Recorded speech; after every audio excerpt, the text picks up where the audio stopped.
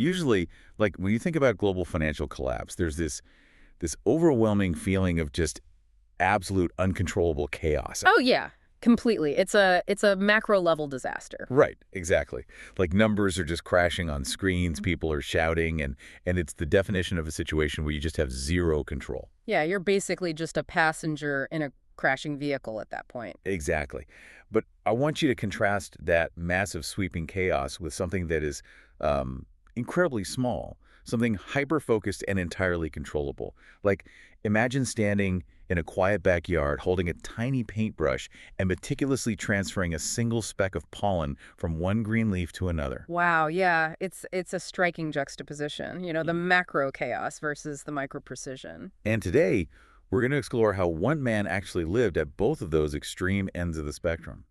So, welcome to the deep dive. Thanks for having me. Today, we are pulling from a single, deeply fascinating Wikipedia article about a man named Ed Curry.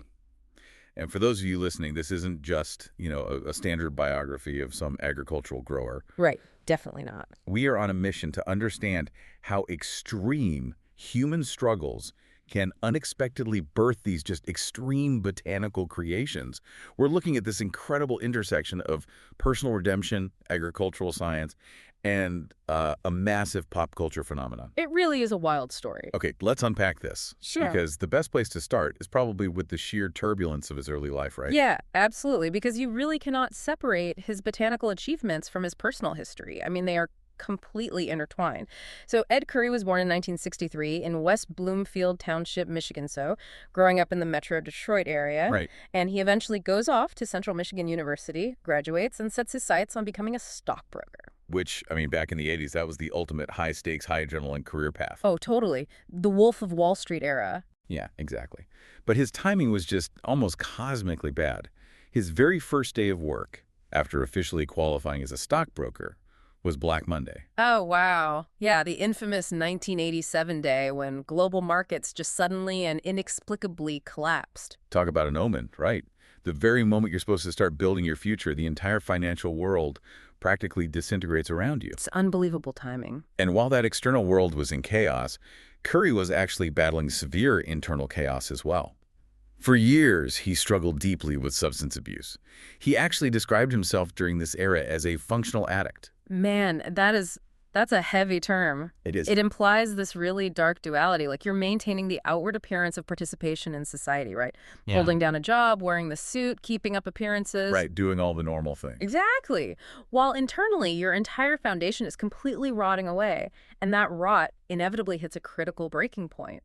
By 1999, things had gotten so dark that he actually contemplated suicide. I mean, that is the absolute rock bottom. You really cannot get any lower than standing at that edge. No, you can't. But instead of ending his life, he made this massive pivot. He chose to go to rehab. Wow. Yeah. And from there, the geographic and personal shifts just happened really rapidly. In 2001, he moves down to South Carolina, specifically to his parents' hometown. Just looking for a fresh start, I imagine? Exactly. He starts attending recovery meetings, which is actually where he meets his wife, Linda. And it's in this specific setting, new town, newly in recovery, building a brand new support system, that he just starts growing peppers in his yard. Which brings us back to that opening image. And I just can't help but look at this through the lens of control. How so? Well, think about the sudden, completely uncontrollable chaos of Black Monday. And then think about the complete loss of bodily and mental autonomy that comes with the crippling substance addiction. Right. Yeah. Those are massive forces that act upon you. You are completely powerless against them. But planting a seed in a yard, nurturing it in the soil, that is quiet. That is deliberate. Yeah, it's an entirely controllable act. What's fascinating here is the psychological mechanism at play. Yeah. Tell me about that. Well, it's incredibly common for individuals recovering from intense trauma or addiction to seek grounding in nature. Huh. Agriculture, I mean, even just on a backyard scale, operates on a very predictable, natural rhythm. Right. You plant, you water. Exactly. You plant, you water, you wait, you harvest. It requires patience and routine, which are basically the exact opposite of the chaotic, immediate gratification loop of addiction. Oh, that's such a good point. Right. The garden becomes this tangible space where your actions have direct, predictable consequences. You put good in, you get good out. It's almost like a physical manifestation of the recovery process itself. Mm-hmm. But because this is Ed Curry, this quiet little yard hobby did not stay quiet for very long. No, it did not. He wasn't just like growing standard bell peppers for a summer salad. He started experimenting with extreme heat. He started crossbreeding. And the methodology he used is where the science gets really, really intriguing. Because when we think of agricultural innovation today, we picture massive industrial greenhouses, automated climate control, or... Genetic splicing in some sterile lab. Exactly. But his specific method involved using a literal handheld paintbrush. A paintbrush. A paintbrush. He would manually take the pollen from one specific pepper plant flower, catch it on the bristles of the brush, and then physically deliver that pollen to the flower of a completely different pepper plant. Wait. I need to stop you there and push back on this a bit. Yeah. Because I think a lot of people, myself included, misunderstand how this actually works. Okay, sure. If I take pollen from, like, a super hot pepper and brush it onto a mild jalapeno plant's flower, does that jalapeno plant suddenly sprout some hybrid frankenpepper the next week? That's a great question, and no, it doesn't. That is actually the biggest misconception about crossbreeding. Okay, so what does happen? Well, the fruit that grows from that newly pollinated flower is still just a regular jalapeno. The botanical magic, the actual genetic combination, is locked inside the seeds of that fruit. Ah, okay. So the pepper itself doesn't change, but its babies do. Precisely. You have to wait for that pepper to ripen, harvest the seeds inside it, plant those seeds the following season, and then wait months to see what kind of hybrid plant grows. Wow, that takes forever. And you don't just do this once. The first generation of seeds might produce widely inconsistent plants, like some might be hot, some might be mild, some might look entirely different from one another. So it's a bit of a lottery at first. Totally. To create a stable new pepper, you have to find the best plant from that batch, cross it again, isolate it, and repeat the process over and over. It can take up to 8 or 10 generations, which means 8 or 10 years, to stabilize a single new breed. Okay, that requires an almost unbelievable level of patience, and it completely answers the question of whether this was just random trial and error, like some mad scientist playing botanical roulette. Right, you don't spend a decade meticulously planting seeds just to see what random stuff pops up. Exactly. There's a specific calculated architecture to combining these varieties. It's highly calculated. And he wasn't just mixing, local South Carolina varieties. He was pulling genetics from entirely different continents to architect a very specific kind of burn. Right. So let's look at his first major claim to fame, the Carolina Reaper. He took a Naga pepper, which originally grows in India and Bangladesh, and he combined it with a La Soufriere pepper from the island of St. Vincent in the Caribbean. Yep. Why those two specifically? Well, it comes down to the actual mechanics of how we experience spicy food. Different regions produce peppers with very different heat profiles. Okay. So Asian peppers, like the Naga, they often deliver a very sharp, immediate burn right at the front of the mouth and on the tongue. It hits you the second you bite in. Ouch. Okay. But Caribbean peppers, on the other hand, often have this creeping, slow-building heat that really settles in the back of the throat. Oh, man. So he was basically acting as a botanical matchmaker, trying to build a pepper that attacks your mouth from both ends simultaneously. The immediate front burn plus that creeping back of the throat burn. Exactly. He brought genetic lineages that were separated by thousands of miles of ocean together in a South Carolina backyard just to build a comprehensive sensory experience. That's wild. And if we connect this to the bigger picture of his personal history, it makes perfect sense. He is taking the obsessive, manic energy that previously fueled his addiction and refocusing it into a meticulous, globally sourced, multi-generational science project. It's like the ultimate sublimation of extreme chaotic energy into extreme productive focus. Perfectly said. And that focus paid off in a really historic way. Yeah. In 2013, all of that manual paintbrush crossbreeding resulted in Guinness World Records officially naming his Carolina Reaper the world's hottest chili. He literally created something the world had never tasted before. Which fundamentally changes his trajectory again. I mean, he goes from a man quietly rebuilding his life in a garden to holding a globally recognized world record. But, creating a world record pepper is one thing.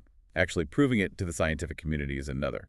We throw the term Scoville around a lot when we talk about hot sauce. Yeah. What exactly is a Scoville heat unit, and how do they actually know the Reaper was the hottest? So the Scoville scale was invented in 1912 by a pharmacist named Wilbur Scoville. Originally, it was a subjective dilution test. Subjective. How so? Well, you would take an exact extract of a pepper oil and you would measure how many parts of sugar water you had to add to it until a panel of human taste testers could no longer detect any heat. Wait, really? So if a pepper is like 1,000 Scoville units, you need 1,000 drops of sugar water to neutralize 1 drop of pepper extract. That was the original concept, yes. Wow. But relying on human tongues is incredibly subjective, obviously. People have different tolerances.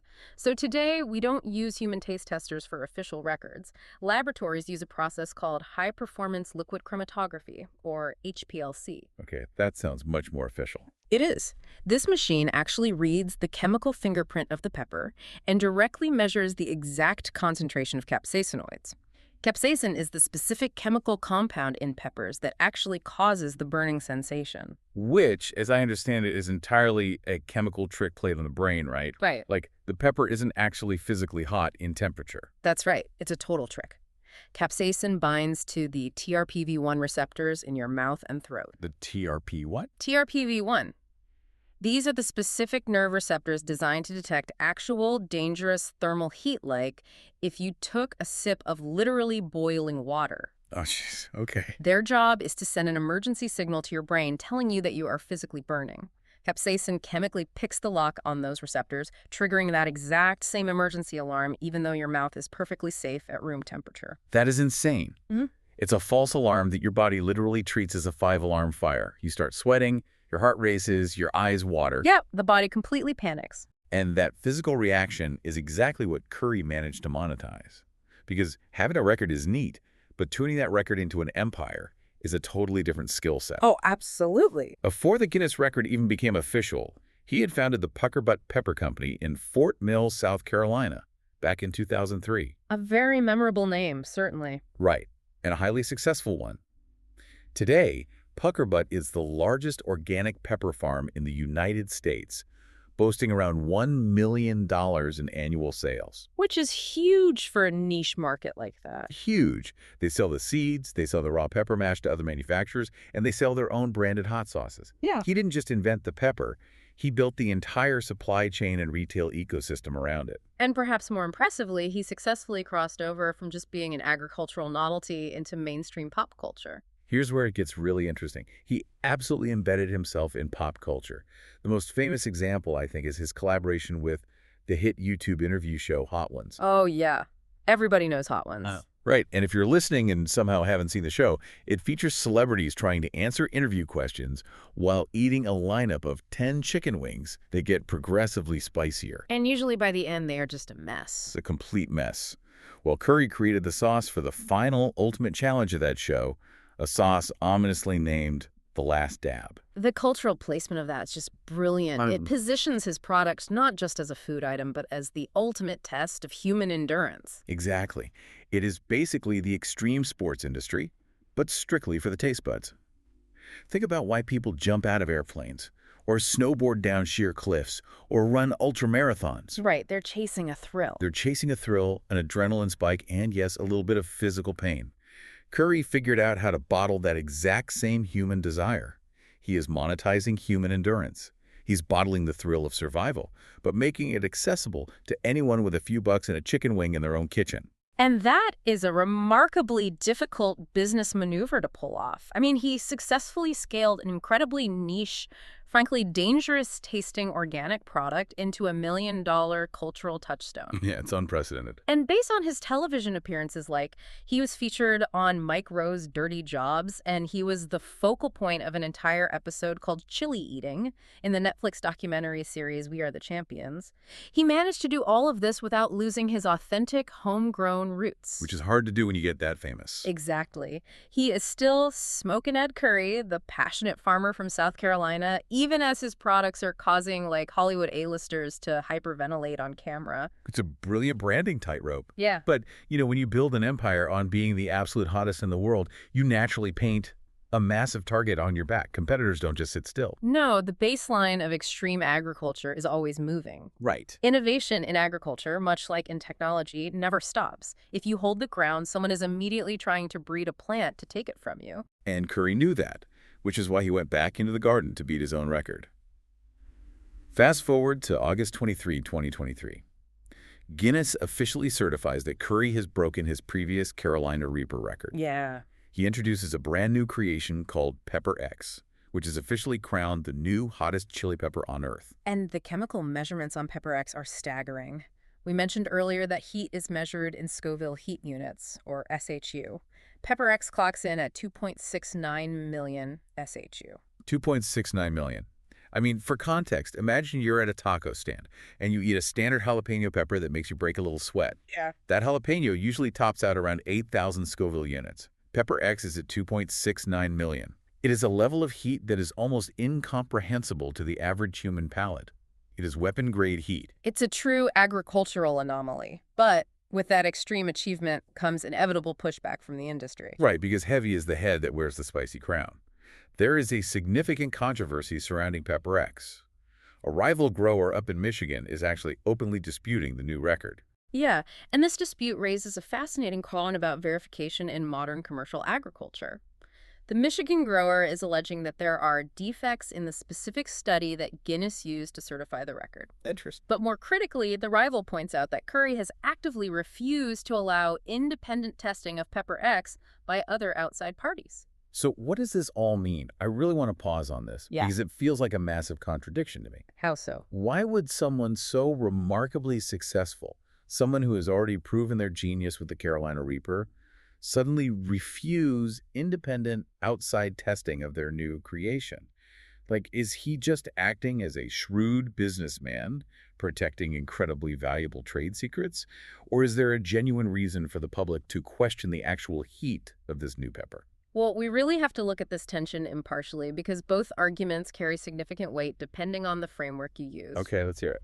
On one hand, from a purely commercial perspective, Pepper X is not just a plant. It is a highly lucrative intellectual property. Remember that decade of meticulous cross-generational breeding we discussed? The paintbrush and the 10 years of patience. Exactly, allowing independent laboratories or rival growers access to the physical pepper, or worse, its seeds, opens up the very real risk of reverse engineering or outright theft. Oh, I see. In a million-dollar industry, protecting your proprietary asset is just standard business practice. Right. The secret formula for Coca-Cola isn't open for independent laboratory testing either. You protect the golden goose. Precisely. However, from a scientific perspective, the foundation of any verifiable claim is peer review and independent replication. When a title like World's Hottest is bestowed, the scientific community expects the data to be transparent and testable by multiple unaffiliated sources. Because otherwise, it's just take my word for it. Exactly. When access is restricted, it naturally breeds skepticism among peers. The tension here is a classic clash between commercial mystique and scientific rigor. And it puts Guinness in a fascinating position, too, because they are the official arbiter of the record, relying on scientific testing, but they are also an entertainment brand in their own right that really thrives on spectacular new milestones. Exactly. It's an interesting mental exercise for the listener, really, to consider how we evaluate records in today's world.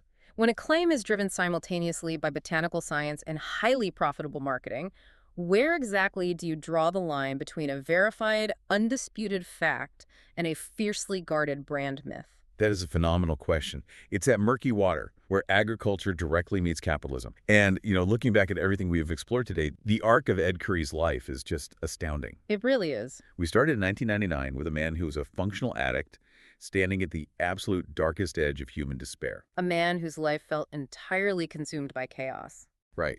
And then we trace that path forward through rehab, through the slow, deliberate, controllable rhythm of a South Carolina garden, to the creation of the Puckabutt Pepper Company.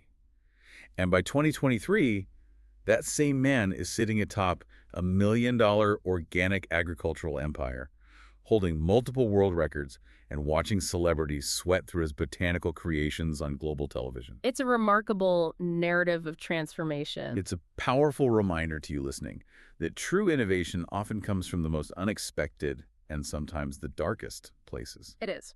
But before we wrap up, there's one final, perhaps slightly provocative thought I want to leave on the table, just kind of pulling all these threads together. Okay, let's hear it. So, the source material draws a very clear direct link between Curry's recovery from severe substance addiction and his obsessive, almost manic breeding of these extreme peppers. We discussed earlier how capsaicin tricks the brain into thinking the body is literally on fire. Right, the false alarm. Biologically, when the brain receives that severe pain signal, it immediately releases a massive flood of endorphins, which are our body's natural painkillers. Endorphins produce a rush, they produce a natural high. Oh, wow. I see where you're going with this. Yeah. So considering Curry's past and considering the massive pop culture explosion of people voluntarily subjecting themselves to the Carolina Reaper and Pepper X, is the global fascination with eating his world record creations just another socially acceptable way for humanity to chase a chemical high? And that is something to think about next time you reach for the hot sauce. Thank you so much for joining us on this deep dive. Keep questioning the world around you, and we will catch you next time.